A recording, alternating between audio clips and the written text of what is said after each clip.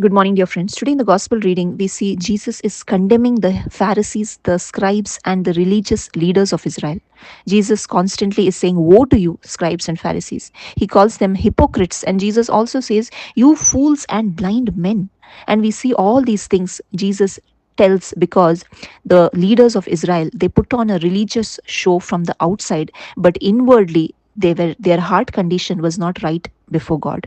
And we see how they put on a religious show by following all the traditions, by putting following all the laws and external observances. They did everything, and in fact they even added their own laws to the laws of God, and in this way they burdened people, but they themselves did not practice what God wanted. They themselves were not humble. There was no humility, there was no justice, no mercy, no love for each other. And in this way we see Jesus is criticizing them because they did not reflect the nature and the character of God. And today, my dear friends, there is a great danger that we can also have this Pharisee kind of an attitude. In the process of pursuing righteousness, we can also become like a Pharisee. And that's why Jesus is telling us all these things so that we can check ourselves. Today we need to examine ourselves. Are we only doing all our religious duties and following all the traditions and the laws, but inwardly how is our heart today?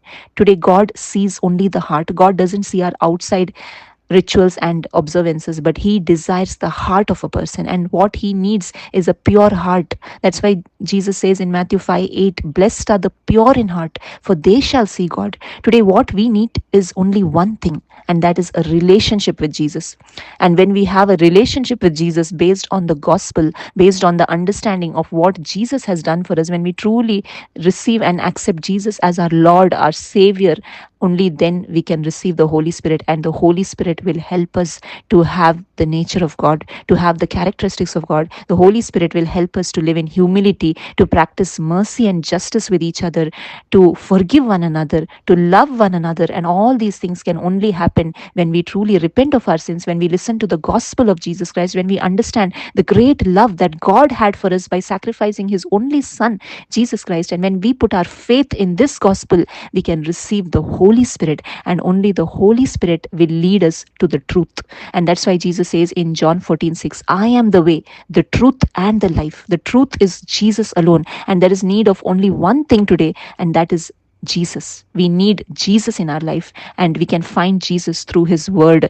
All those who ask, seek, and knock will definitely find, because Jesus wants to reveal himself. He wants all of us to have a personal relationship with him, and only when we have a personal relationship with him can we come out of all hypocrisy and all false kind of living. And this is the life that God wants each of us to live. Thank you. God bless you.